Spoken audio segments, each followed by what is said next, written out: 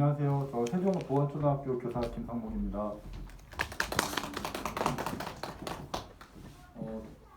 저도 2017년도까지는 이제 청주, 충주 이렇게 근무하면서 충북에 있다가 세종으로 넘어간 배신자인데요. 이렇게 또 고향에서 불러주셔가지고 좀 주제를 가지고 와봤습니다. 체육에서 이번에 이제 저한테 주어졌던 주제는 이제 체육교육과 인성 부분인데요. 요즘에 저는 체육 수업을 하면서 좀 제2의 수업? 좀 변환기를 맞았다라고 좀 느끼고 있어요. 요즘에 부쩍 좀 더 재밌어지고 좀 반성도 많이 하고 막 이렇게 하는 부분들이 이제는 아이들이 더 눈에 들어오더라고요. 이 수업, 내가 준비한 수업을 나는 열심히 준비했는데 전 뭐 누구보다 체육 수업 열심히 준비하고 많이 공부하고 이런다라고 좀 자부하는 편이었거든요. 근데 내 수업을 받는 아이들을 그 전까지는 내가 준비한 이 좋은 수업을 얘네들이 이런 태도로 참여한단 말이야? 이런 생각들까지도 했었거든요. 근데 요즘에는 그 아이들을 보면서 내가 저 아이들이었으면 내 수업을 참여했을까? 또는 내 수업에 저렇게 열심히 참여해주는 게 내가 수업 준비를 잘해서일까? 이런 생각도 좀 사실은 많이 들고 그래요. 그러면서 한 명 한 명 좀 그 아이들 참여를 잘 하지 못하는 아이들 또는 바람직한 행동을 하지 못하는 아이들을 왜 그럴까? 저 나쁜 아이들 이게 아니라 쟤는 뭐가 문제가 있을까라는 관점으로 좀 바라보기 시작하면서 좀 수업을 접근하는 방법들이 달라지고 이제는 좀 더 수업에 남들이 봤을 때는 뭐 크게 달라진 점은 모르겠지만 제가 제 수업을 들어가면서 그 느낌 좀 다르고 아이들을 대할 때 마음가짐도 좀 다르고 또 역시나 아이들도 저한테 다가오는 게 좀 다르다는 느낌을 좀 받으면서 다시 이렇게 체육 수업을 하는 게 재밌구나. 옛날에는 내 화려한 모습을 보여주는 게 재밌었고 내 수업을 통해서 막 운동 좋아하고 아이들이 깔깔거리고 선생님 좋아요 하는 모습에 매몰돼 있었다면 지금은 그런 점들도 어느 정도 유지는 하지만 좀 상처받은 아이들, 체육에 대해서 두려움을 갖고 있는 아이들, 얘네들이 조금씩 가까이 오는 그런 모습을 통해서 더 의미를 찾고 있거든요. 그래서 그 관련된 내용들을 좀 나눠보고 싶어서 이렇게 준비를 했습니다. 체육을 통한 인성교육 함양 방안인데 어찌 보면 이 체육에서는 제일 중요한 게 저는 아무리 뭐라 그래도 건강한 라이프스타일의 형성이라고 보거든요.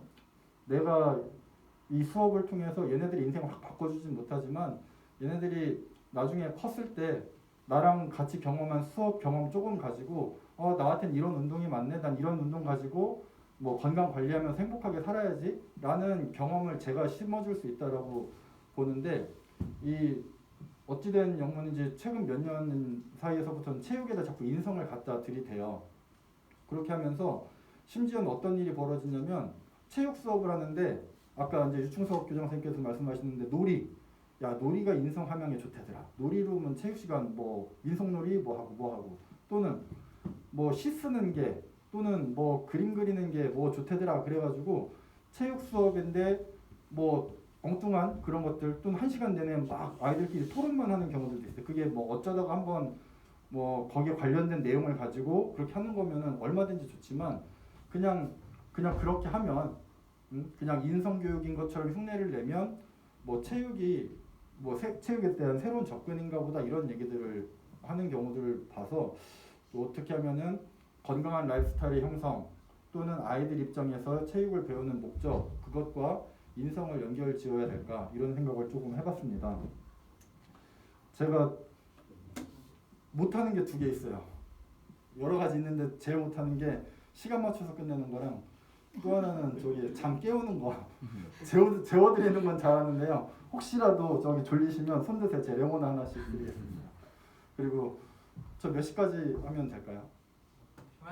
편하신 대로 하면 저 오늘 오승영 선생님 모셔가지고 8시까지 그래도 5시 전에는 끝내는 게 맞을까요? 네. 선생님들 표정 좀 알겠습니다. 제가 좀 지루해 보이면은 땀 한 3방울 흘리고 다음 걸로 넘어가겠습니다. 제가 준비한 부분들은요. 스포츠가 인성을 함양하였는가. 오늘 강의가 때로는 선생님들한테 좀 불편하게 느껴질 수도 있을 것 같습니다. 기존까지의 관성대로 해왔던 또는 가지고 있던 선입견을 조금 다른 관점에서 좀 바라봤으면 하는 마음에서 이런 부분들, 흔히 운동하는 사람들 예의 바르고 그래도 다른 사업가들보다 운동했던 사람들이면 믿을만하고 이런 생각도 우리가 가지고 있었는데 과연 그게 맞는가? 그리고 그렇다면 초등체육에서 길러야 될 인성은 과연 무엇인가? 인성이라는 게 옛날의 인성과 지금의 인성은 전 다르다고 보거든요. 그런 관련된 얘기를 좀 해보고 그걸 구체적으로 조금 실현할 수 있는 교육과정 모형이 개인적 사회적 책임감 가르치기라는 책임감 지도 모형 뭐 이렇게라도 불리는데 그 모형을 간단하게 소개해드리고 제가 원하는 바는 저도 이제 세종에서 이렇게 연수를 좀 하다 보면 강의를 들으시고 그냥 다 돌아가시면 뭐 좋았어 그런 느낌만 가지고 가시는 분들이 많아요. 근데 내가 구체적으로 요 3번째 국지에서는 선생님들께서 지금 체육 수업을 하시고 계시던 아니면 다른 교과 수업을 하시고 계시던 이 아이디어를 내가 어떤 식으로 조금 적용할 수 있을까 그런 부분들을 간단하게 좀 더 활동을 해보시고 좀 공유할 수 있는 시간이 있으면 좋겠다. 좀 귀찮더라도 그렇게 활동을 조금 드리고 싶습니다. 또 하나는 저도 이제 세종에서 연구회를 하다 보니까 이렇게 일방적으로 전달되는 연수 이렇게 오면은 회원님들끼리 모르고 가요. 강사랑 회원님들은 아는데 회원님들끼리는 서로의 생각을 몰라. 그리고 정말 중요한 건 이분들끼리 서로 자료도 주고받고 생각도 주고받고 어려움들이 있을 때 서로 고민도 주고받는 그런 이 커뮤니티가 결국에 이 교과연구회가 돼야 되는데 그냥 이렇게 모여가지고 차 한잔 마시고 아니면 뭐 강의 하나 듣고 이렇게 가는 게 좀 아쉽더라고 세종했을 때. 그래서 밥 먹으면서 할 수 있는 상황들은 아니니까 이런 활동을 하면서 좀 생각을 나누는 시간을 가져보도록 하겠습니다. 이 스포츠가 인성을 함양하였는가 요 3가지를 한번 생각해봤어요. 운동선수들의 또는 그럼 생활 스포츠인들의 저는 이제 스포츠랑 체육에 대해서 공통의 그 개념으로 보시는 분들도 있지만 전 좀 상이한 개념으로 보는데 그거에 관련된 얘기를 좀 해볼게요. 흔히 스포츠 선수들 하면은요 예의가 바르다.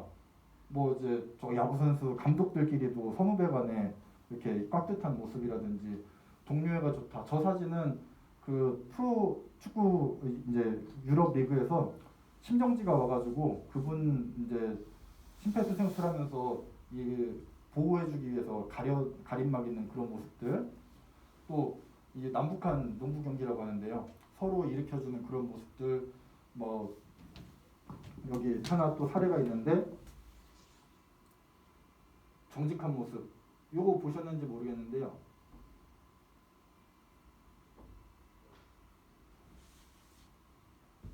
호주에서 열리고 있는 테니스 국가대항전에서 잭삭이라는 미국 선수의 양심을 지킨 스포츠맨십이 이거 보셨나요? 김영렬 기자가 소개합니다.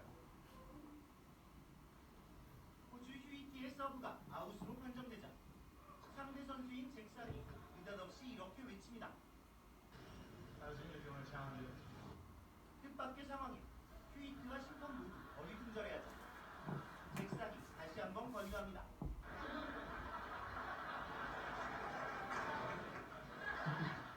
판독 결과 잭삭의 말대로 휴이티의 서브는 성공했다. 잭삭은 포인트를 잃은 대신 박수갈채를 받았습니다. 잭삭은 진정한 스포츠맨십과 함께 다양한 볼거리도 선보였습니다. 혼합복식 경기 도중 동료가 멋진 샷을 날리자 흥이 넘치는 세리머니를 펼치고 직접 음료수 배달까지 했습니다. 라인맨으로 변신하거나 볼보이와 역할을 바꿔서 팬들에게 웃음도 선사하며 최고의 인기 스타로 떠올랐습니다. 조던 스피드의 긴 거리 버디 퍼트가 그대로 저희들이 이제 이런 모습들도 많이 나오거든요. 그런 모습들 통해서 운동하는 사람들 역시 좀 유쾌하고 좋다, 착하다, 그래도 좀 믿음직하다 이런 생각들을 많이 가지고 있는데요. 반면에 이 사진만 봐도 지금 일단은 뭔지 대강 다 아실 거예요. 그 유쾌했던 모습들은 사실은 작은 모습들인 거고 여기에 보면 굉장히 좀 심각한 문제들 많이 일으켜요. 요거는 시작하자마자 졸리실까봐 제가 미리 준비해 놓은 건데요. 보시겠습니다. 이게 세계 최고의 축구 선수들이 하는 행동들.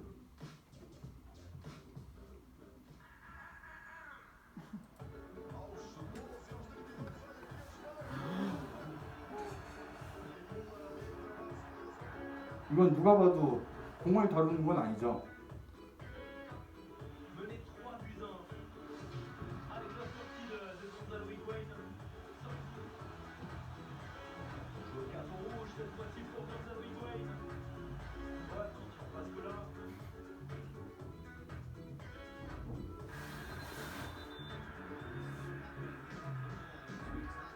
질라탄 엄청 웃겨요.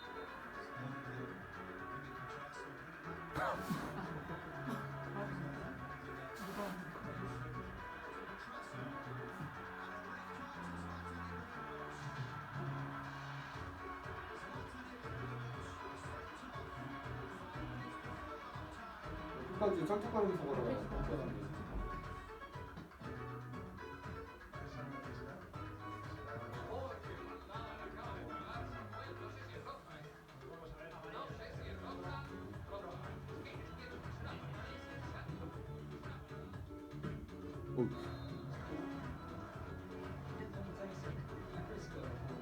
Well, he certainly does, yes. And for Douglas Costa,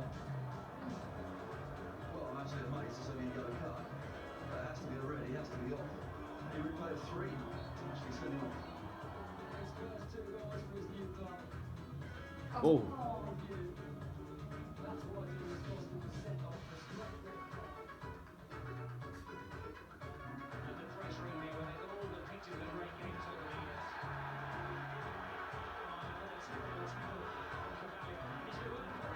오.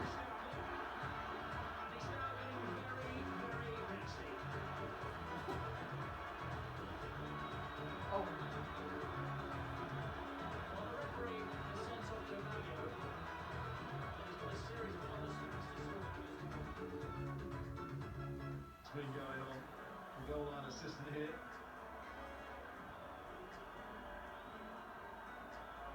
Big trouble could be here. This could be a massive headline in the making. He's looking, the guilty man. Ronaldo could be in big trouble. Ronaldo is in big trouble. This is the Champions League. Headline being written. Ronaldo's first return to Spain since leaving Real Madrid. Sees the Sees the safety by then now. 세계 최고의 선수 호날두 메시도 너무나 없죠. A red is out, and it's an incident involving Leo Messi, rash in bringing out the red card. But he won't be forgotten, this referee, for what he's done here. Low point for Leo Messi. Messi sent off in the 3rd and 4th place playoff game.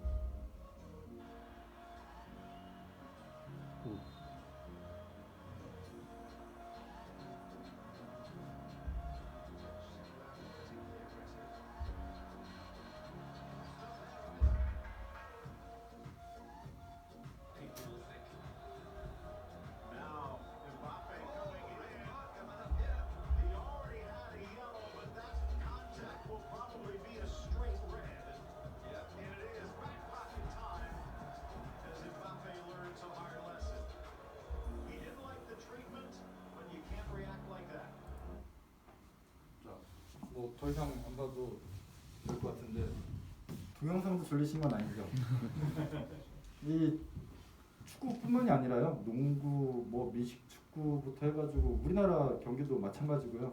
우리나라 뭐 우리가 재밌게 보지만 이천수, 이을용 옛날 2002년 월드컵 할 때도 뭐 을룡탄에 뭐 천수 뭐 사람들 걷어 차는거나 이런 것들을 우리는 재미삼아 보고 막 통쾌하다라고 봤잖아요.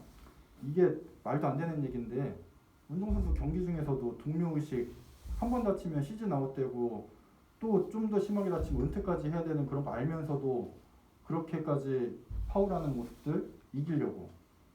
저도 옛날에 농구 이렇게 배우고 그랬었는데 반칙하는 걸 가르쳐줘요.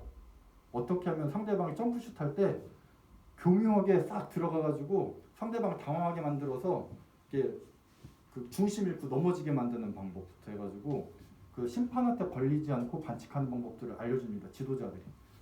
이기려고. 이게 올바른 모습은 아니잖아요. 배구 선수 이다영, 이재영 지금 그리스 갔지만 뭐 언제 잠잠해져서 다시 뭐 국대로 되니 마니 뭐 이런 얘기들도 있을 것 같은데 제가 예상할 때는 돌아올 거는 같아요. 사람들이 분노가 길게 가지 않을 것 같습니다. 왜냐하면 얘네들이 거기 가서 기량이 훨씬 더 높아지면 그래도 한번 용서해주자라는 여론몰이를 해가지고 다시 돌아오지 않겠나. 김연경 없는 상황에서 우리는 여전히 배구 종목에서 올림픽 상위 입상을 원하기 때문에 이거 국민성에서 사실은 그냥 두면 안 되는 부분인데 저는 돌아올 가능성이 거의 90% 이상이라고 좀 봅니다. 쇼트트랙 그 심석희 선수랑 조재범 코치 문제, 옛날에 조재범 코치가 이제 성문제 일으켜가지고 지금 감옥 가 있지만 그 과정에서 승부 조작이나 심석희 이런 부분들 또 다른 선수들까지도 결국엔 이기려고 하는 그런 부분들에 대해서 문제가 생겼고 승부 조작 야구 선수도 그렇고 축구 선수도 그렇고 뭐 한때 잘 나갔던 최성국 축구 선수는 아예 퇴출이 돼버렸죠. 이런 부분들부터 해서 성매매, 음주운전, 도박, 폭력 온갖 범죄들이 다른 직업군들도 많이 일으키지만 운동선수들이 또 많아요.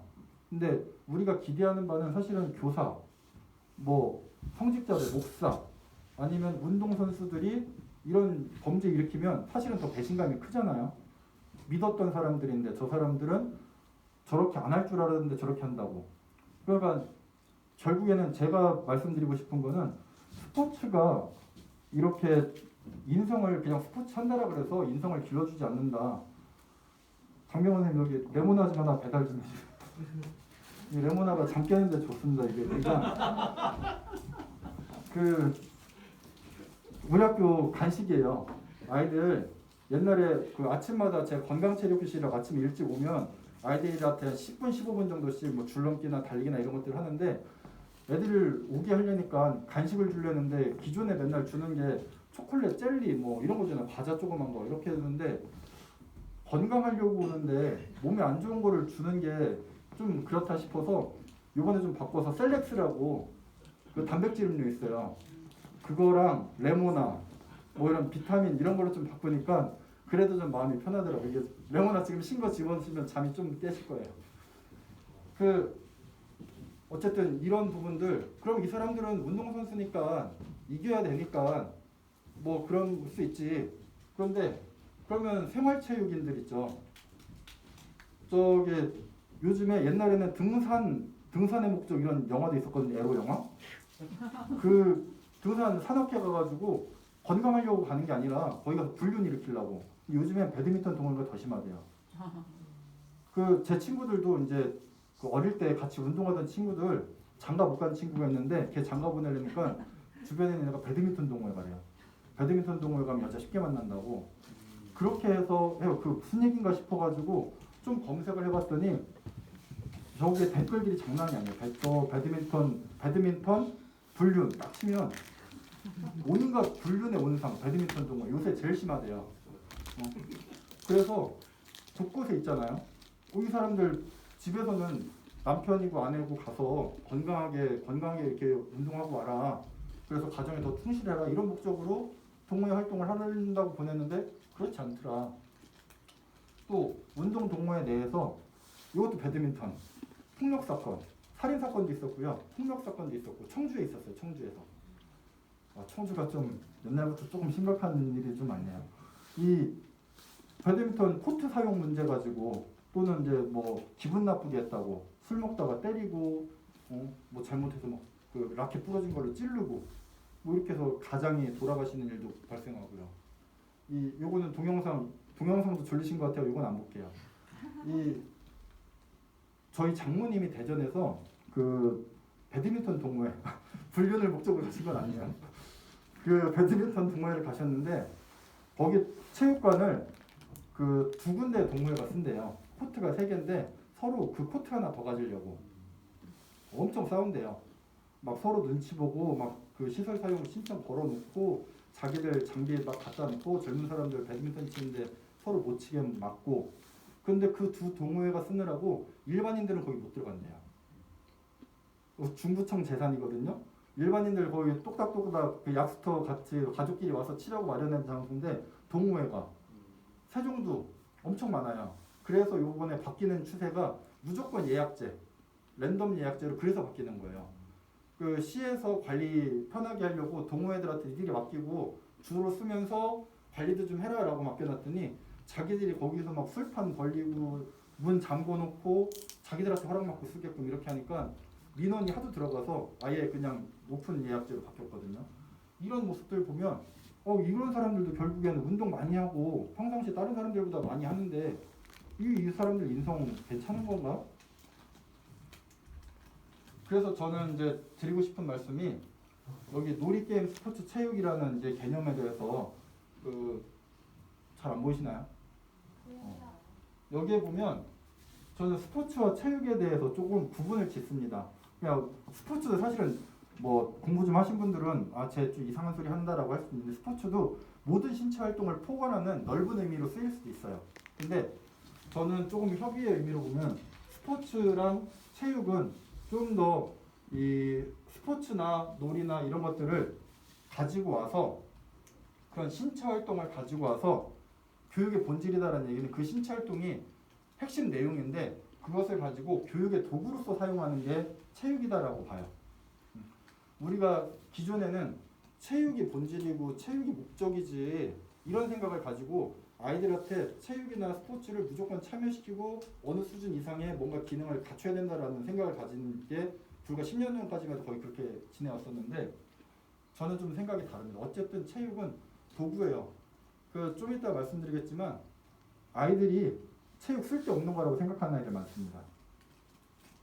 심각한 얘기죠. 전혀 생각지 못했어요. 좀 이따가 다시 한번 말씀드려볼게요. 어쨌든 저는 스포츠가 아니라 체육을 해야 된다. 스포츠는 여기에서 교육적 기능이 빠지는 거라고 저는 봐요. 스포츠는 그냥 재미 삼아서 그 e스포츠 뭐 바둑이나 또는 게임이 이제 스포츠 나와서 전국체전 올라가 국가대표만 나오잖아요. 태릉 선수촌, 진천 선수촌에도 e스포츠 들어가나요? 작사님 들어가나? 안 들어가죠 아직. 막아주십시오.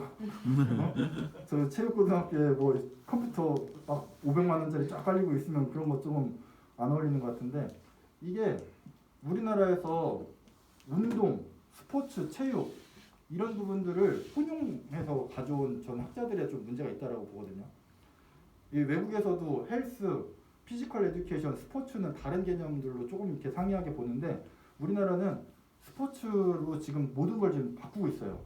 근데 조금 더 엄밀하게 보면 신체 활동을 통해서 바람직한 인성을 길러주는 게 목적이라고 하면은 그 교육적 기능이 저는 체육 쪽에 더 강화가 돼야 된다. 그러니까 저 사람들을 뭐라고 할 게 아니라 저 사람들은 스포츠를 한 거예요.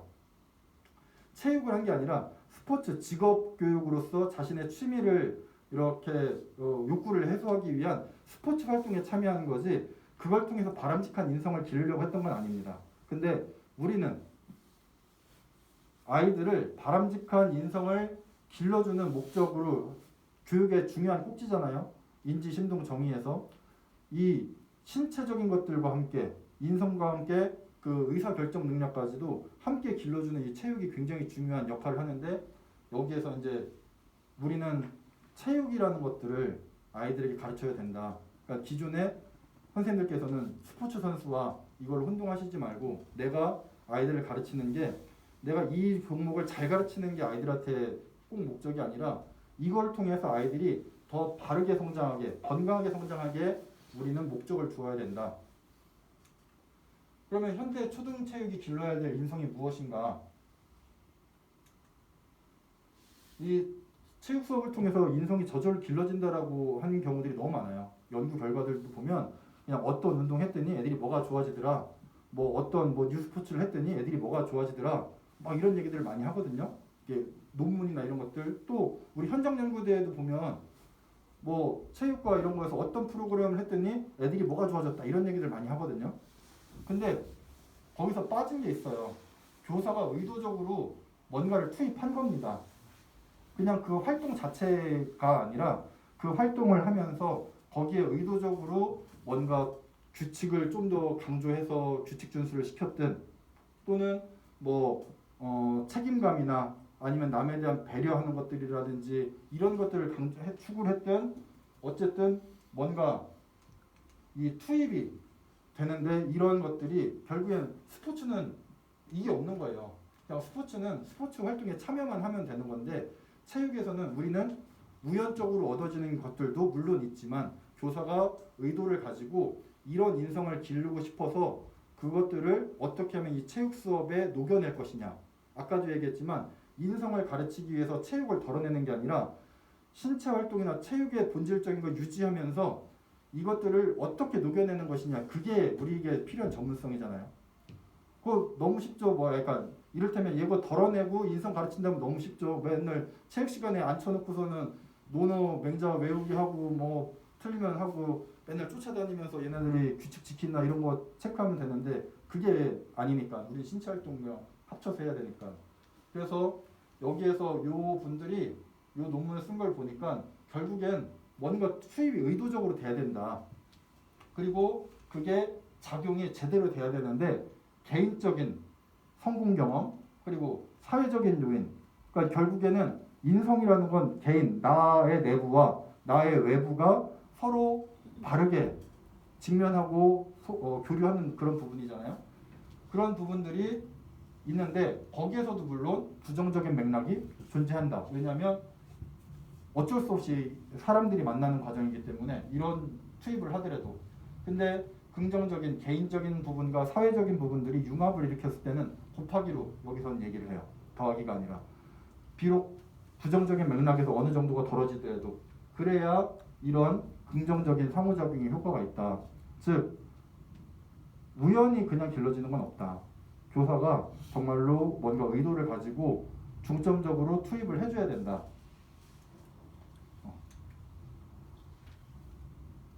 이 무단횡단과 쓰레기 투기는 저 고백을 하면 저 학교 급식실에서 굉장히 착한 사람입니다. 음식 웬만하면 끝까지 다 먹고 그 애들이 입 닫고 나간 휴지 제가 다 주워서 이렇게 담아요 항상. 그러면 그냥 어떤 아이들은 보고 따라하기도 하고 그럼 따라하는 아이들한테도 몰래 가가지고 간식도 좀 챙겨주고 착하다고 막 칭찬해주고 막 그래요. 근데 집 앞에 쓰레기는 제가 못 줍겠어요. 어디 산책 나갔을 때 쓰레기는 제가 안 줘요. 여기 장병건 선생님 이제 플로깅 혼자 막 하면서 쓰레기 주우러 다니거든요. 세종시 쓰레기는 다 주워요. 그 장병건 선생님 집에 가면 쓰레기 이만큼 쌓여 농담이고요. 그런 사람들도 있는데 저 같은 경우는 여기는 내 일이고 내 직장이니까 그게 되는데 복도에 떨어진 쓰레기를 보면 내가 주워야 될 것을 줍는데 집 앞에 슈퍼 갈 때 쓰레기 저 교회 다니는데 교회에서 쫙 은혜 받고 아 착한 사람 돼야지 하고 나왔는데 현관문 나왔는데 거기에 밖에 있는 쓰레기 이걸 내가 주워야 될까? 이런 고민이 한참 돼요. 결국엔 그냥 지나치는 경우들이 꽤 있어요. 이게 결국에는 학교에서 배운 인성 내가 느꼈던 것들이 전이가 안 되는 거예요. 생활 속으로. 결국엔 학교도 전 가상 공간이라고 보거든요. 우리는 학교 교실을 하나의 그 사회, 작은 사회라고 보잖아요. 아이들은 그 가상 공간에서 현실 공간으로 넘어가기 위해서 우리가 배우는데 이 가상 공간에서는 바람직하죠. 아이들이 교사 앞에서 얼마나 잘 지냅니까? 근데 학교 밖에만 나가면 뭐 쓰레기, 무단횡단, 엄마들이 무단횡단을 가르치죠. 엄마들이 유치원 아이들 손 꼭 잡고 무단횡단을 막 시켜요. 그럼 엄마 애들이 막 난리가 나. 엄마는 왜 건너면 안 되는데 막 건넌다고 애들이 막 짜증을 내면 조용히 하고서 그냥 가죠. 엄마들이 가르쳐요. 응? 이런 부분들이 결국에는 인성이라는 건 학교 안의 공간, 누군가 보는 공간에서의 인성이 아니라 결국에 사람들이랑 어울려 사는 그런 공간에서 인성이 나와야 되는데 이게 연결이 안 되더라. 그러면 이제 이쯤에서 봐야 될 게 인성이 무엇인가요? 이게 뭔지 아세요? 이 BC 1700년경 지금부터 한 3700년 전에 수메르인 벽화래요. 요즘 애들 버릇없다 이거 들어보셨잖아요. 구글 치니까 이게 나오더라고요. 이게 뜻이 그런가 봐요. 요즘 애들 버릇없다고. 요즘 애들 또 뭐 공부 안 한다. 뭐 그게 얘네들뿐만이 아니라 엄청 많대요. 공부 안 하고 놀러 다니는 것만 막 이렇게 나와 있는 벽화들. 저는 이것만 생각해가지고 검색했더니 뭐 이집트에서도 뭐가 나왔고 뭐도 나왔고 어디도 나왔고 뭐 얘기하더라고요. 이때의 인성. 여기 중세 시대 그 지금 이제 영국 그쪽의 종족이죠. 이때는 인성이 그거예요. 무례한 사람을 폭력으로 진압할 수 있으면 그 사람이 이제 인성이 있다고 하는 거예요. 그 시대에는 인성이.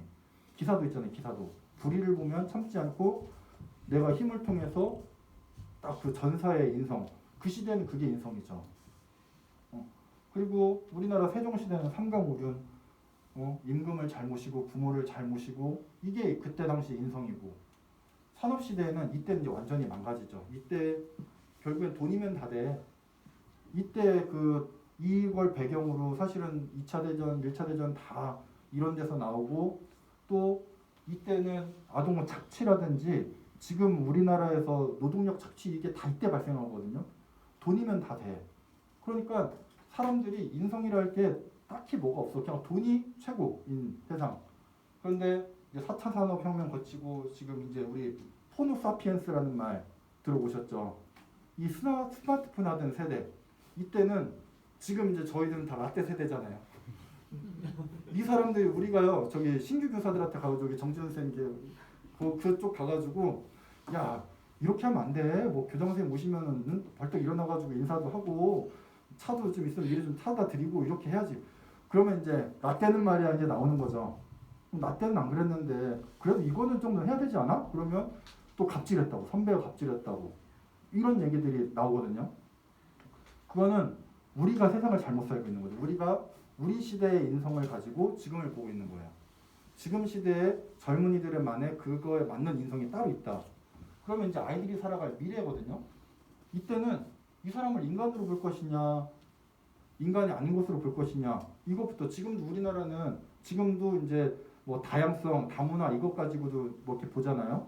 근데 이 시대는 그게 더 심해지겠죠. 그러면 이 시대에 필요한 정말로 아이들의 인성은 무엇이냐 이거거든요. 제가 이제 충주에서 근무할 때 후배랑 한번 싸운 적이 있어요. 싸웠다. 그때 이제 제대로 갑질을 했죠. 여기 당사자가 있는데 이 친구랑 싸운 건 아니고요. 제가 6학년을 담임을 했는데 5학년 때 담임을 했던 그 친구가 아이들 제가 잘 가르쳤죠 그러더라고요. 그때 술자리에서 그랬거든요. 그때 막 뭐라고 했어요. 넌 자기가 인성교육을 제대로 했대요. 아이들 인사 잘하고 말 잘 듣고 그렇게 했대요. 그래서 요즘 시대에 그게 필요한 인성이냐? 너는 노예 교육을 한 거다라고 막 독설을 퍼었어요. 아이들이 뭔가 스스로 선택할 수가 없고 뭐가 자기들 살면서 뭐가 주도적으로 뭐 그런 게 없어요. 그냥 네네네네 오로지 네네네네 이것만 하고 있다. 꼰대, 잘못된 거다. 완전 꼰대짓을 했죠. 꼰대. 그래서 제가 학교를 도망쳐 나왔습니다. 수직하고 볼 면목이 없어서. 지금 시대의 인성은 전 다르다고 봐요. 지금 만약에 저희가 자라왔던 대로 아이들 가르치잖아요. 저희가 양육 받았던 대로 아이들 가르치면 아이들은 살아갈 수가 없습니다. 제가 이제 집에서 그걸 경험을 하고 있는데 저희 큰 아이가 지금 학교를 안 다니고 있어요. 나름대로 잘 키운다고 키웠는데 사회에 어울리지 못하고 학교에 어울리지 못하고 부모를 믿지 못하고 이게 이 정신과적 증상으로 와서 학교를 다니지 못해요. 근데 얘만 그런 줄 알았더니 엄청나게 많은 사람들이 누구 자식 누구 애기도 학교 그만뒀대더라 뭐도 했대더라. 최근에 보니까 우리나라의 은둔형 외톨이 젊은 사람들이 50만 명이에요. 50만 명. 이게 지금 고독부 영국에는 고독부가 있다고 하는데 우리나라도 지금 고독을 호소하는 사람들이 엄청나게 많대요. 이게 시대가 달라요.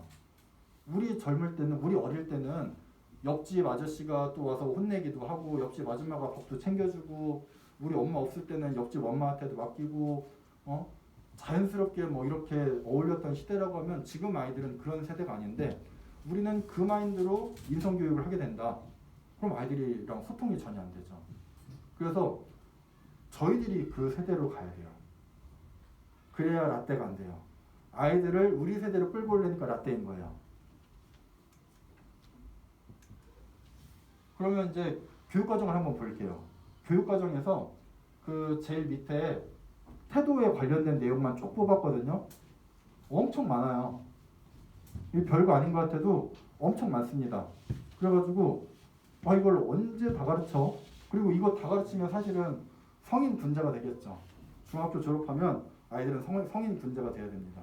그리고 교사는 이미 성인의 반열에 있어야 돼요. 근데 그렇지 않죠. 저 같은 경우도 사실은 여기에서 내면화했다라는 인성 덕목이 몇 개나 될까? 이게 쉽지 않은데 어쨌든 이거를 추구하도록 돼 있어요. 그래서 이거를 아까 그 연구 결과 그것처럼 정리를 좀 해봤어요. 개인적 차원과 사회적 차원으로 쭉 좀 정리를 해봤더니 이렇게 또 많아요. 그러면 이렇게 많은데 결국에는 너무 많아서 뭐가 뭔지도 잘 몰라. 저도 교육과정을 계속 보기 때문에 그 몇 개 영역에서는 어떤 가치를 추구하는지 아는데 사실은 제가 많이 보지 않은 거에서는 잘 몰라요. 그걸 계속 봐야 되는데 근데 조금 더 핵심을 주면 개인적 차원에서는 결국은 그거예요. 너 소중한 사람이야. 이거예요. 너 소중한 사람이야. 개인적 차원에서는 그걸 길러줘야 돼요. 너는 소중한 사람이야. 그리고 사회적 차원에서는 너나 잘해. 이거예요. 우리는 사실 그것만 잘 가르쳐주면 돼요. 넌 정말 소중한 사람이야. 그리고 쟤도 소중한 사람이기 때문에 쟤한테 뭐라고 할 게 아니라 그냥 너나 잘해.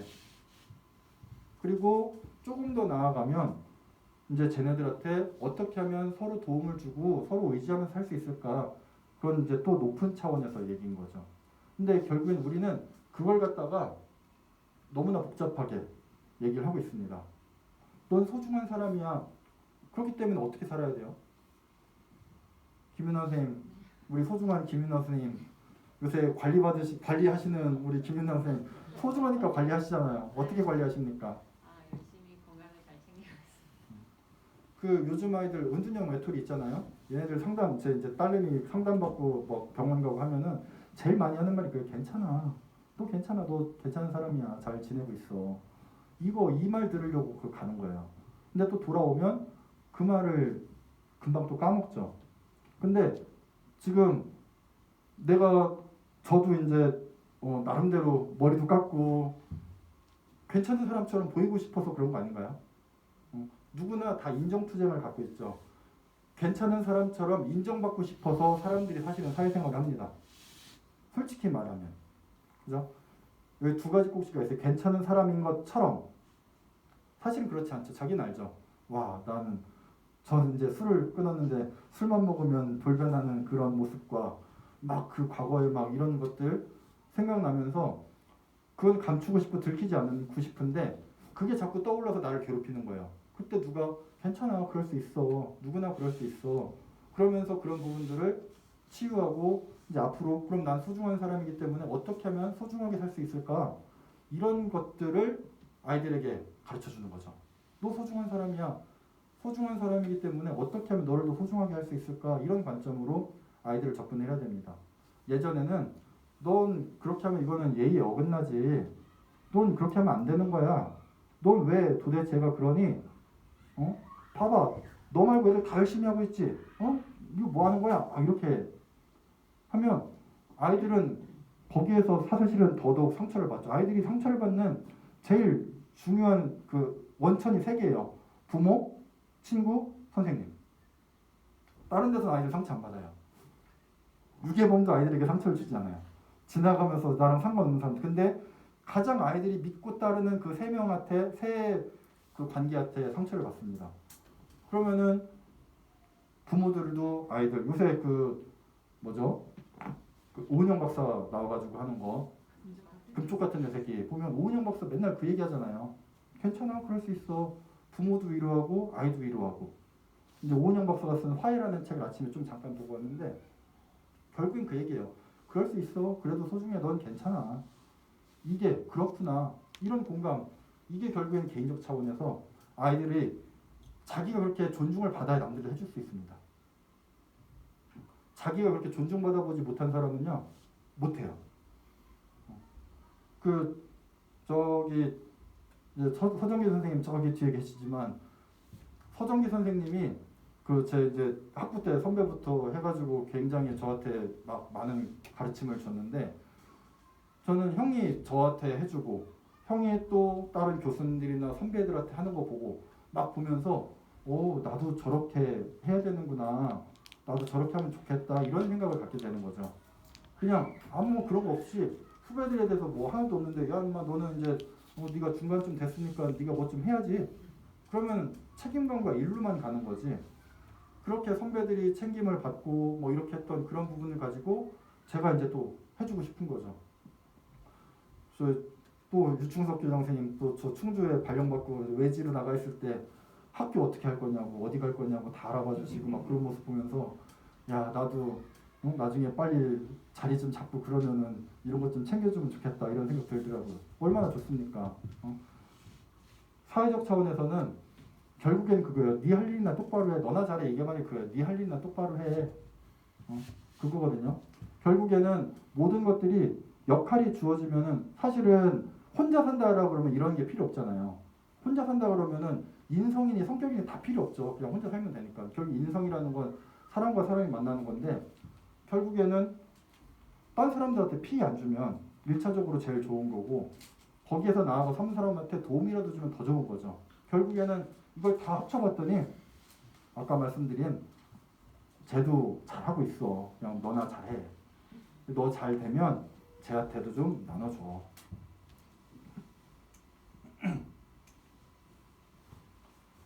진도가 빨리빨리 나갑니다. 1시간 내로 끝날 수도 있겠는데요. 이게 오늘 오승영 선생님이랑 서평균 선생님 오신다고 그랬는데 제가 기다리고 있는데 안 오고 있어요. 요게 이제 좀 우리가 좀 토론을 해야 될 거리예요. 좀 생각해 볼 만한 내용들. 이 사회적 책임감 가르치기라는 거기에 보면은 기본 전제가 좀 있어요.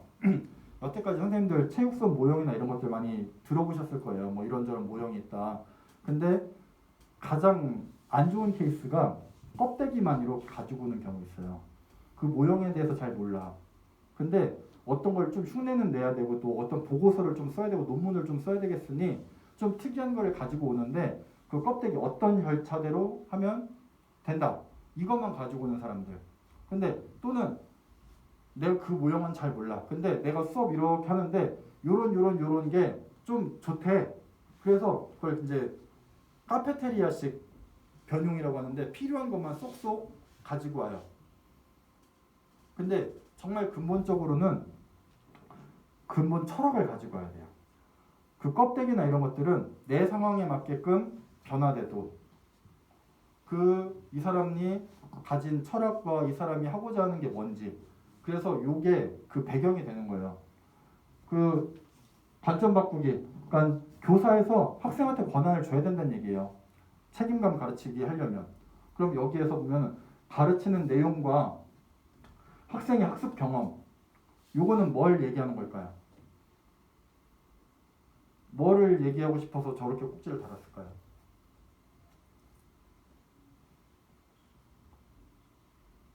질문 좀 다시 해봐요. 어려워요. 죄송합니다. 그럼 쉽게. 가르치는 내용이 중요합니까? 학생의 학습 경험 또는 마음이 중요합니까? 마음이 중요합니까? 왜 그렇게 생각하시죠? 저도 학교 생활 제가 어릴 때 대시복 봐도 선생님이 뭘 가르친 게 기억이 하나도 안 나요. 근데 그때 마음은 기억이 나요. 힘들었다. 힘들었다, 좋았다, 즐거웠다, 이 마음만 기억나고 내용은 기억이 하나도 안 나요. 그러니까 저에 비추면 그런데, 그래서 이제 교사 입장에서는 당연히 이제 가르친 내용이 중요하지만 이게 저의 과거를 되돌아보면 그 선생님이 뭘 가르친 건 기억이 안 나는데 이 선생님이 뭘 가르쳤을 때 내가 어떤 마음이고 어떤 경험을 했던 건 기억이 나서 애들 입장이라면 그게 더 중요한 거 같아요. 오, 박수 한번 주시죠. 오, 메루나. 좋은 대답해 주셨습니다. 이거 오?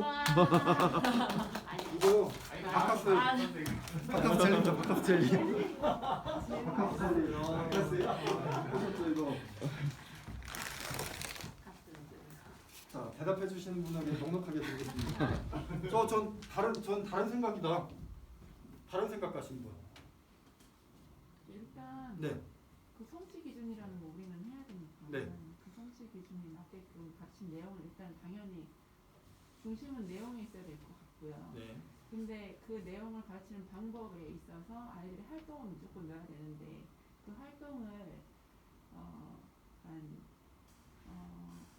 성취 기준 안에 사실 인성이 포함되어 있는 거잖아요. 그렇죠.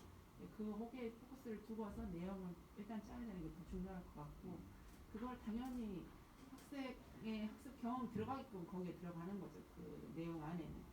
그래서 저는 둘 다 중요하다고 생각합니다. 그럼 우리가 그 중에 이렇게 둘 수준이 중에 뭐가 더 높아서 좋은 거예요? 네? 뭐가 더 중요한 거예요? 둘 중에 하나만 고르라면 경험은 무조건 들어가야 된다고 생각합니다. 저도 경험 쪽을 조금 무게는 두는데 그래도 내용을 절대로 무시할 수 없는. 그렇죠, 맞습니다. 저도 그렇게 생각합니다. 또 꼭지가 많으니까 좀 넘어가 보도록 하겠습니다. 이걸 여기서 이제 오해하지 않으셔야 될 부분이 뭐냐면 말씀하신 신성 선생님 말씀하신 것처럼 이거는 안 중요한 거냐 그게 아니라 다 중요합니다. 다 중요한데 그 중에서 우리가 놓치고 있는 부분은 무엇이었을까 이제 이런 부분에 대해서 말씀을 드리는 거예요. 여기에서도 우리가 여태까지 보면은 교사랑 학생을 양 극단 교육에 놓고 보잖아요. 그러면 결국에는 그 가장 가운데 정도의 균형점을 찾아야 된다라고 보죠. 그러면 만약에 이게 교사 쪽에 치우쳐 있다. 그러면 이게 그림으로 따지면 뭐 인식이 이 정도에 와 있다. 그럼 여기에서 보는 사람이랑 여기에서 보는 사람들은 결국에는 이 사람도 이쪽을 뭐 좌편향이라고 보지만 누가 더 정도에 있느냐에 따라서 제가 이제 신성 선생님이 중심이라고 보면은 저랑 장병권 선생님이랑 신성 선생님이랑 있을 때 둘 다 똑같이 저쪽을 바라보긴 하지만 제가 볼 때는 장병권 선생님은 저쪽에 치우친 사람이고 저는 이쪽에 치우친 사람이라고 보게 되죠. 주관적으로. 그러니까 우리가 교육을 바라볼 때도 마찬가지로 이 극단적인 생각들을 조금 지양을 해야 돼요. 여기에서 교사, 내용, 학생은 다 중요합니다. 근데 우리가 지금까지 해왔던 교육들이 조금 더 이쪽에 치우치진 않았는가, 이제 그거에 대해서 이제 좀 더 아이들을 바라보면 좋겠다라는 그 관점을 말씀을 드리는 거예요. 권력 대 권위. 권력과 권위의 의미의 차이를 알고 계시는 분. 권력은 자기가 스스로 막 이렇게 내세우려고 그러는 것 같고 권위는 이렇게 상대방들이 이렇게 올려주는 거 아닐까요? 혹시 박사님 다르게 생각하시는 뭐 충북대 박사님 어떻게 생각하십니까? 조원대 박사는 이렇게 말씀하는데 충북대 박사님 이제 왔는데 분위기 파악도 안 됐습니다. 요게 어디서 나오냐면요, 가르칠 수 있는 용기라는 책에 이게 나오거든요. 교사의 진정성이라는 개념으로 나오는데 권위는 좀 말씀하신 이제 같은 맥락이지만 안에서부터 우러러 나오는 거예요. 권력은 어떤 시스템이나 타인으로부터 주어지는 겁니다. 힘. 그러니까 교사는 권위로 가르쳐야지 권력으로 가르치면 안 된다라는 얘기를 해요. 근데 제가 되짚어 보니까 저는 권력으로 아이들을 가르친 거예요. 생긴 거 이러니까 애들이 처음에는 저는 아이들을 때리지 않지만 아이들이 내가 저 사람 말 안 들으면 때릴까 봐, 또는 내가 선생님인데 감히 내 말을 안 들어? 이제 이런 게 권력인 거거든요. 어찌 보면 말 안 듣는 아이들이 선생님이 붙잡아 오면 졸졸졸 쫓아오죠. 그런 다음에 잘못했다고 막 빌어요. 잘못했어요. 교무실 뭐 연구실 가면 잘못했어요. 반성문 쓰라면 써요. 근데 돌아가면 전혀 반성을 안 하죠. 그게 권력에 의해서 우리는 아이들 제압했다라는 생각 가지고 뭔가 통쾌함을 가지고 또는 내가 얘들 바꿨어? 쟤 정신 차렸을 거야 라고 착각을 하는데 그게 아니다. 권위로서, 권위는 어떤 사람한테 나오냐면 나 저 사람 닮고 싶다. 나 저 사람처럼 되고 싶다. 흔히 멘토죠, 멘토. 그런 사람이 한마디 하는 거랑 다르죠. 근데 우리는 스스로 권위를 사용해서 아이들을 만날 건지 권력에 의존해서 아이들을 만날 것인지 그건 선생님이 판단하는 건데, 이 권위라는 건 이제 어떻게 나오냐면 아까 말한 진정성. 진정성. 이게 교사의 진정성. 학생이 교사를 바라봤을 때 저 사람은, 저 선생님은 저 사람이라고 하기 싫은 거야. 저 쌤은 아이들이 부르는 호칭 보면 나오죠. 뭐 평규쌤 앞에서 그래도 평규 새끼 이렇게 뒤에 가서 하는 애들 있잖아요. 근데 어떤 애는 뒤에 가서도 평규쌤 그래. 그렇게 얘기하는 애한테 야 그게 뭐야 평규 선생님한테 이렇게 얘기하는 애들 있죠. 그런 아이들은 서평규 선생님과 정말 인격적으로 만나고 서평규 선생님을 정말 좋아하는 아이들은 뒤에 가서도 그렇게 얘기 안 합니다. 근데 권력에 의존해서 이렇게 제압됐던 아이들은 뒤에 가면 얼마나 통쾌해요. 나를 짓누르는 우리도 그랬잖아요. 우리를 막 억압하는 뭐 나쁜 관리자가 있었다면 또는 나쁜 선생님이 있었다면 뒤에 가서 씹는 게 얼마나 재밌었습니까? 그래서 교사의 아까 말한 진정성이라는 게 결국엔 두 가지 요소가 있다더라고요. 그 자기의 정체성, 교사가 내가 어떤 사람인지 아는 것과 성실성, 아이들을 또는 뭐 이걸 할 때 진정성의 두 요소는 정체성과 교사의 정체성과 성실성이 융합을 이루어서 그게 결국에는 그 진정성을 이룬다고 하는데 그게 흉내만으로 안 된다는 얘기예요. 그래서 이 착한 척하는 선생님 그리고 뭐 편 들어주는 척하는 선생님 뭐 아이들한테 말을 들어주는 척하는 선생님 아이들은 기가 막히게 저 사람이 척하는 걸 알죠. 앞에서는 얘네들이 더 이렇게 고단수라서 속아주는 척합니다. 그리고 그런 진정성을 가지고 그런 정체성을 가지고 끊임없이 노력하는 선생님 그러면 그 선생님 수업이 좀 지루하더라도 그 선생님의 사고방식이 사실은 나랑 잘 맞지 않더라도 그래도 아이들은 존중을 해줍니다. 우리들도 그렇잖아요. 우리들도 많이 가르치는 것, 적게 가르치는 것 뭐가 더 좋은가요? 많이 가르치는 것과 적게 가르치는 것. 적게 가르치는 것 왜요? 일단 적으면 좋으니까. 적으면 적게 가르치겠습니다. 짧은 강의였어. 짧은 강의 짧게 하도록 하겠습니다. 많이 가르치면 교사 입장에서는 뿌듯하죠. 이것저것 다 얘기한 것 같으니까. 근데 아이들 머릿속에 남는 게 없죠.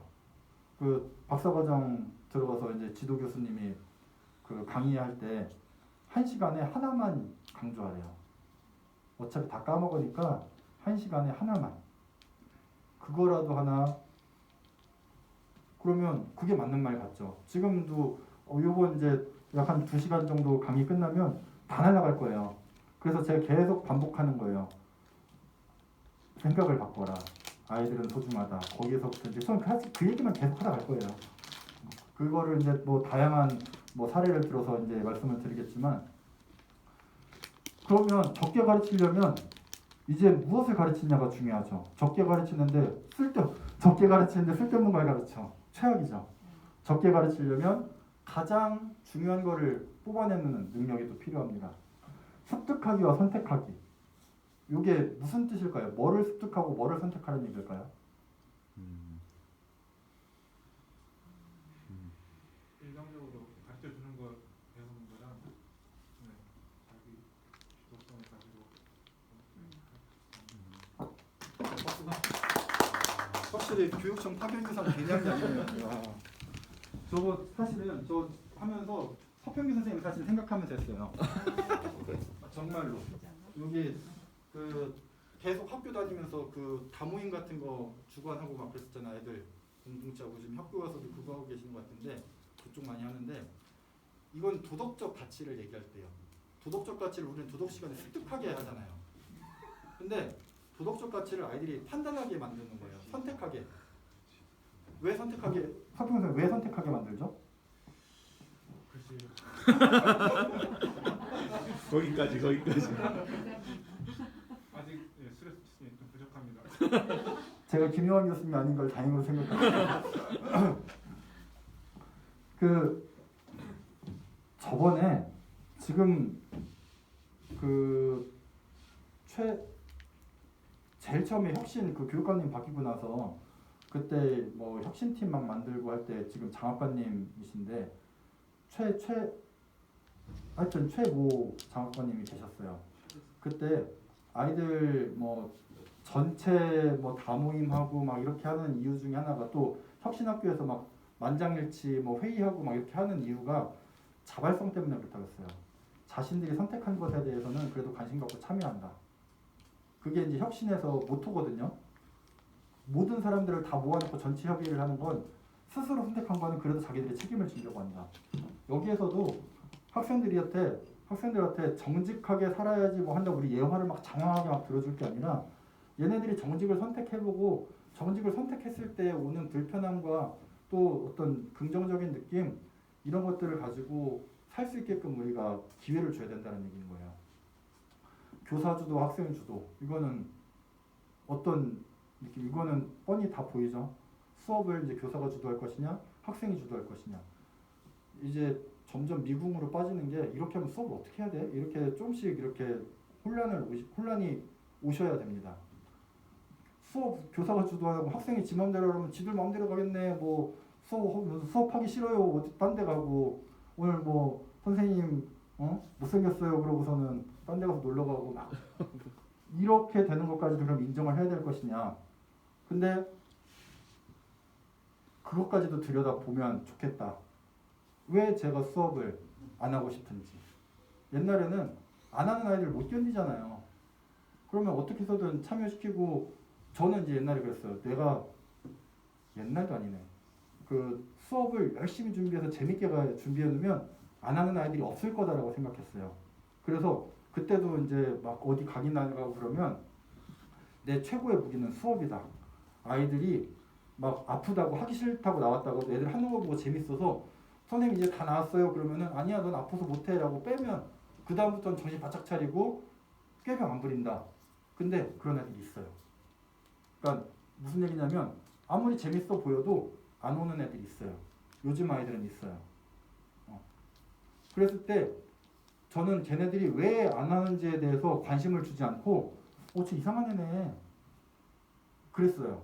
근데 요즘엔 어떤 이유가 있어? 라고 한 번 더 물어봅니다. 그때 혼자드시게 저희가 다가가는 것만으로 애들은 두려워하기 때문에 좀 분위기를 부드럽게 할 때 가가지고 슬그머니 가가지고 농담 한 번씩 하면서 어디 아파? 그러면서 이렇게 하면서 왜 뭐가 불편한 게 있어? 뭐 안 하고 싶어? 이런 식으로 좀 접근을 해서 그 이유를 물어봐요. 그게 아까 이제 서두에 말씀드린 과거와 지금의 달라진 대표적인 모습 중에 하나거든요.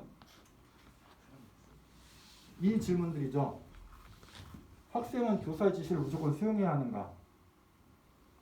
옛날로 따지면 그렇게 했어야 됐습니다. 근데 요즘엔 애들이 왜요? 예, 많이 해요.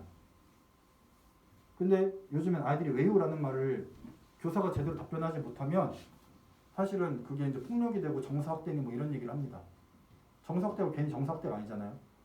나는 저 달리기 싫은데 선생님이 억지로 인상 쓰면서 달리게 했어요. 정서학대로 들어갑니다.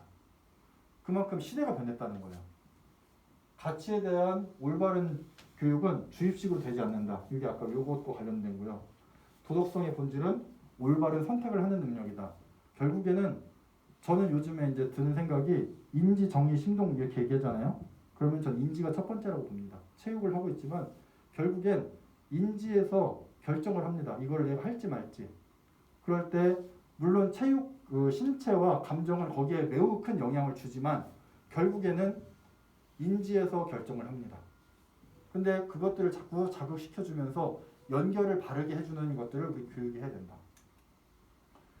요새 스냅 골프라는 말 들어보셨어요? 골프용 뉴스포츠인데요. 야심차게 준비해가지고 한 달 정도 가르쳤어요. 아이들이 이 프로젝트가 좀 뿌연데 엄청 좋아하고 그 선풍적인 인기를 끌 줄 알았어요. 정말 선풍적인 인기를 끌 줄 알고 근데 대부분 수업 시간에 애들이 막 재밌다고 막 깔깔거리고 엄청 많이 해서 그 세트가 한 200만 원 정도 하는데 조금 더 사가지고 한 3명, 4명에 하나씩 해서 게임을 계속 할 수 있게끔 정말 열심히 가르쳐주고 막 보는 사람마다 야 재밌어 보인다 막 그래요. 아이들도 실제로 여기 평에 보면 이게 어른이 된다면 이제 스냅 골프 한 다음에 어른 된다면 골프 쳐보고 싶냐? 라는 질문에 긍정적인 거예요. 뭐 경쾌함 때문에 행복했다. 뭐 골프 쳤을 때 그런 것들 친구들이랑 뭐 또 힘들지 않아서 좋고 막 그랬다. 이런 얘기들 많이 나와요. 이건 우리가 듣고 싶은 얘기죠. 이걸로 인해서 뭐 집중력도 좋아진 것 같다. 뭐 이런 얘기 듣고 싶죠. 근데 실상은 이게 반이에요. 이게 반 더 되는 것 같아요. 이게 뭐냐면 시간이 없을 것 같다고 썼어요. 야, 너 20년 뒤인데 그걸 네가 시간이 없을 것 같은지 어떻게 알아? 그랬더니 다시 썼는데 솔직하게 써도 돼. 쓸모없다고 썼어요. 자기 인생에 골프는 쓸모없대요. 솔직한 답변이죠. 여기 나는 실내에서 운동하는 거 좋아. 골프 재밌었어. 여기 얘도 앞에 막 내용 쓴 거 보면 잘 썼어요. 근데 난 근데도 실내에서 운동하는 게 좋아. 또 어떤 애는 난 농구, 축구 이런 거 좋아해. 그리고 뭐 밖에서 하는 거 싫고. 충격이었어요. 사실은 이거 딱 설문조사 하고 나서요. 이 논문 쓰려고 했었어요. 논문. 이거 딱 하고 나면 아이들이 이렇게 긍정적인 경험을 했을 것이다 라고 해서 기대하면서 딱 그 학생들한테 받았는데 사실은 여운이 좀 며칠 갔어요. 아니 수업할 때 분위기도 좋았고 그렇게 하고 이건 이제 지난주에 교내 스냅클럽 대회까지 열었거든요. 교내 대회 해가지고 애들 간식해서 한 20명 정도 이제 6학년 애들 120명 중에 이제 20명 정도 남녀 학생 합쳐서 참여해가지고 상품도 주고 막 이렇게 하고 지금도 이제 아침에 스포츠 클럽 9월 달부터 가르쳐서 그거 이제 재밌어하는 애들이 한 20명 정도 아침마다 8시에 나와서 저랑 같이 연습하고 막 들어가요. 굉장히 그 긍정적으로 됐는데 반 정도의 아이들이 이렇게 썼어요. 매우 배우고 싶다는 거의 없어요. 그냥 하고 싶다, 하기 싫다, 매우 하기 싫다 몇 명. 이렇게 됐는데 이거를 보고 저는 저의 문제라고 생각했죠. 처음에. 도대체 뭐가 문제일까? 내가 아이들한테 뭘 힘들게 했나? 그런데 여기를 몇 년을 들여다보면 사실은 꼭 저의 이유만은 아니다. 저의 이유라고 자꾸 이렇게 사인을 보내는데 그럴 수 있습니다. 저는 그거 인정합니다. 근데 이 질문이 저는 가장 와닿았어요. 배워도 쓸모없다. 2명 있어서 2명. 우리는 대단히 중요하고 저 이제 이걸 한 이유가 요새 예능 컨텐츠가 골프가 대세다라는 그 뉴스를 보고 나서 시작한 거거든요. 아이들이 이제 텔레비전 많이 보니까 뭐 모여서 071부터 해서 막 이렇게 막 이런 거 하잖아요. 골프 콘텐츠가 이제 먹방 콘텐츠를 대체할 것이다. 그걸 보고 아이들한테도 야심차게 이렇게 준비했어. 아이들도 와 막 그랬어요. 근데 배우고 났더니 하고 나서 보니까 나랑은 안 맞네. 이것도 저는 좋은 경험이라고 좀 봅니다. 그러면서 제가 생각했던 게 그거거든요. 저도 달리기를 안 해요. 달리기 안 하고 그 헬스 안 하고 그리고 그 저가 좋아하는 거는 뭐였지? 농구, 야구, 배구 딱 3개예요. 골프도 저 안 쳐요. 사실은 저 골프 안 쳐요. 네가 골프 어떻게 가르쳤어? 그래도 연습 집에서 조금 뭐 아이언 돌리는 것 좀 하고 어차피 원리를 가르치고 논리를 가르치는 거니까 크게 어렵진 않았는데 저도 이제 되짚어 보니까 친구들이 맨날 얘기해요. 이제 저희 나이 때 되면 골프장 가자고 하잖아요. 4시 맞춰가지고. 근데 너 왜 골프 안 쳐? 그래가지고 돈 없어 그랬더니 막 여기 골프 막 장비도 보내주고 막 치라고 하는데 몇 번 이제 지하 주차장 가서 쳐보면 재미가 없어요. 이걸 굳이 왜? 헬스장 뭐 몸 만들기 막 한대. 달리기 하는 거 되게 싫어하거든요. 지루하게 뛰는 거 되게 싫어해요. 근데 따지고 보니까 나도 그러네. 얘네들도 개인의 취향이 있네. 음식 같은 경우도 그렇잖아요. 어른들은 취향이고 애들은 편식이고 이렇게 받아들이잖아요. 이거 존중해야 되는구나. 내가 정말 미처 아이들에 대해서 몰랐구나. 부끄러운 얘기를 하나 더 하면 한 달 전에 2달 전인가 제가 이제 장병관 선생님한테 고민을 털어놨어요. 야, 나 애한테 쌍욕 먹고 그때 장병관 선생님 우리 학교 그 특강 온 그날이거든요. 특강 왔는데 제가 거기를 가지 못하고 이제 계속 막 어쩌고 애들 쫓아다니고 막 그랬는데 저 교직평생에 아니다 살아생전에 그렇게 욕 먹은 적이 없어요. 야, 이 개새끼야부터 해가지고 이 씨발 새끼 막 별욕 다 나요. 저한테 대놓고 딱 1대1로 앉아서 애가 6학년짜리 요만한 힘도 없는 애가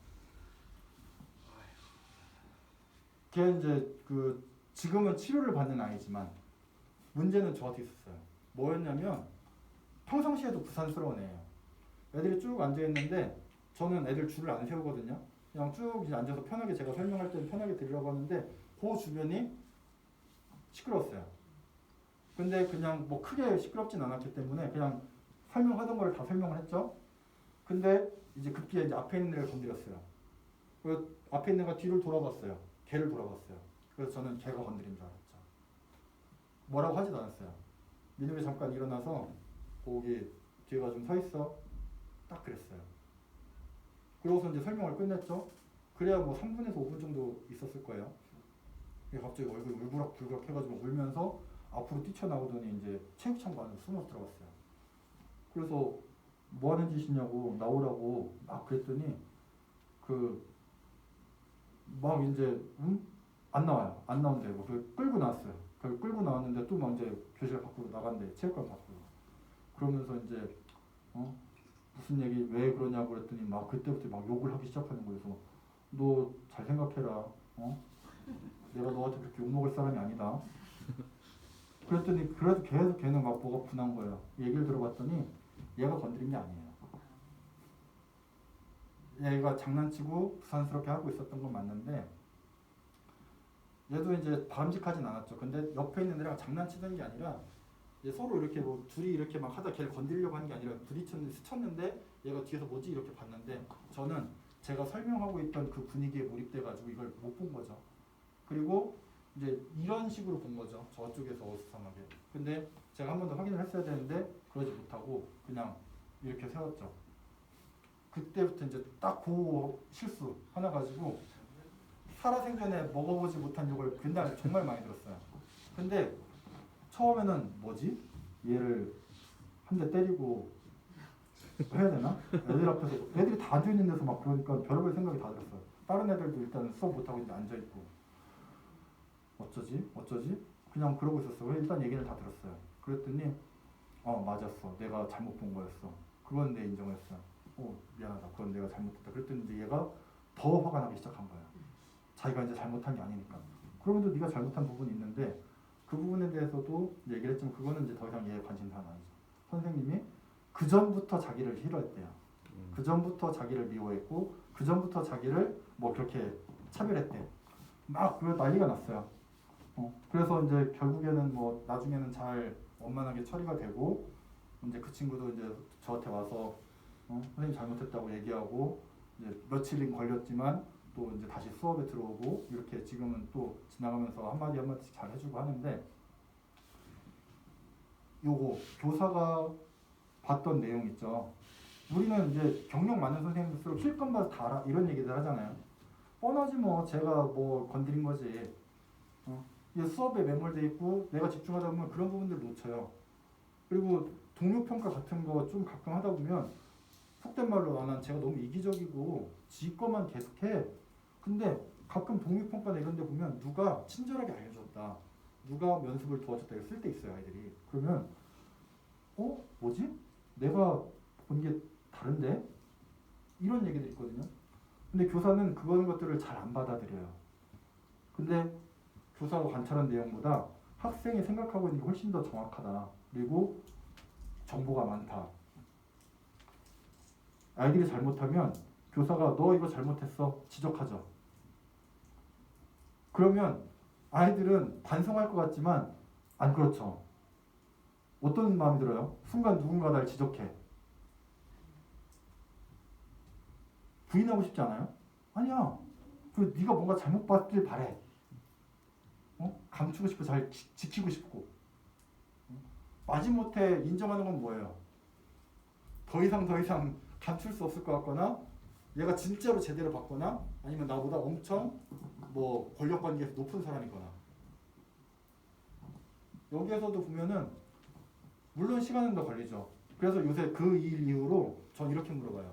선생님 이걸 봤어. 너 아까 이렇게 하는 걸 내가 봤는데 선생님 제대로 본 거야?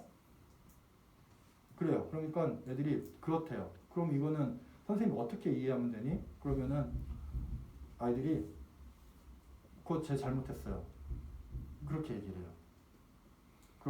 그러면은 뭐 이렇게 다시 안 그랬으면 좋겠는데 그럼 예 알겠습니다 하고 가요. 완전히 바뀐 거죠.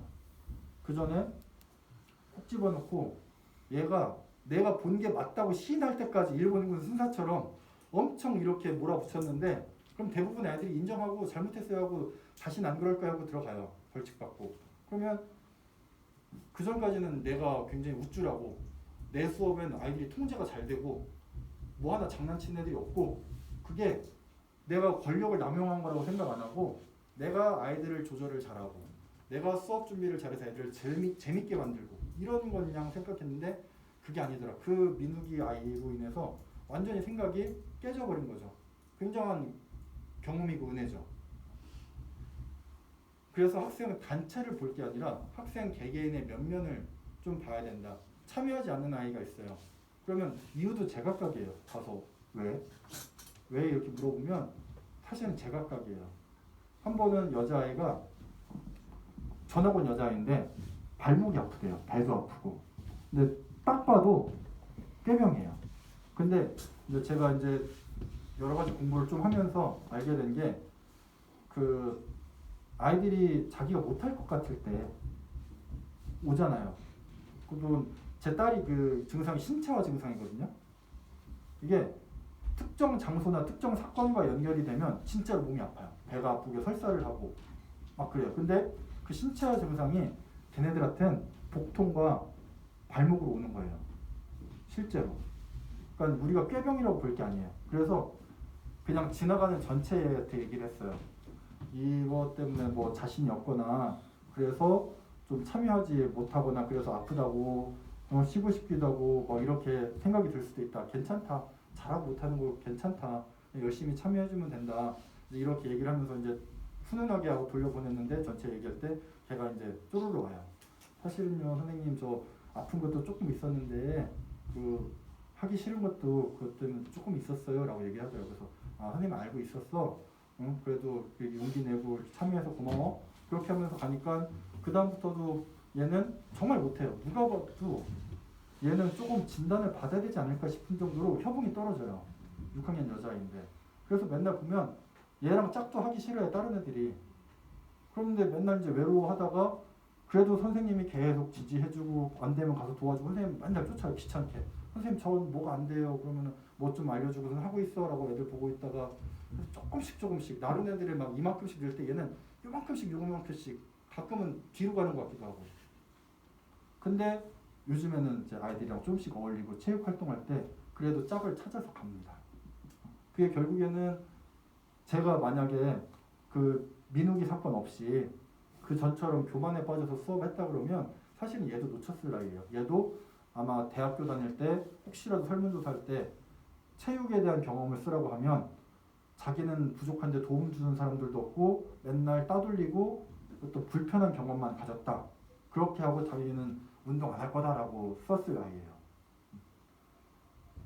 그 교사의 선택 또는 학생의 선택 이것도 아까 이제 교사주도 학생주도 이런 개념인데 결국에는 학생은 교사가 모르는 걸 알고 있다.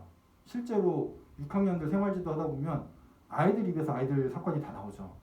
교사는 처음에 아는 척 한 번만 하면 여기서 불고 우리는 퍼즐만 끼워 맞추면 아 이렇게 돌아가는 거였구나 라고 되죠.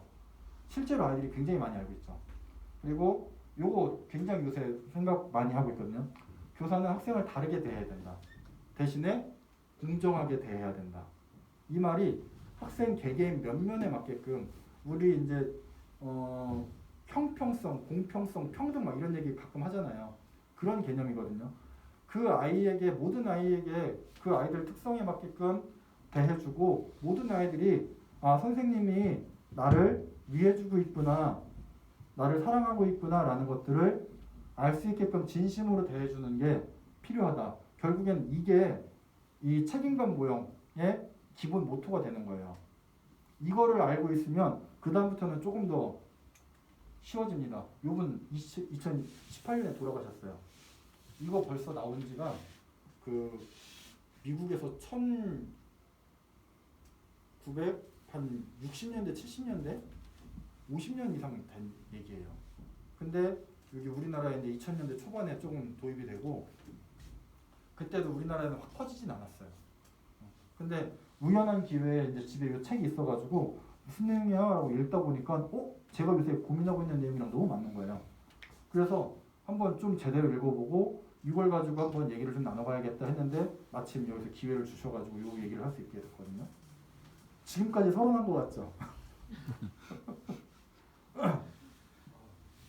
쉬었다 할까요? 요거만 소개하고 예.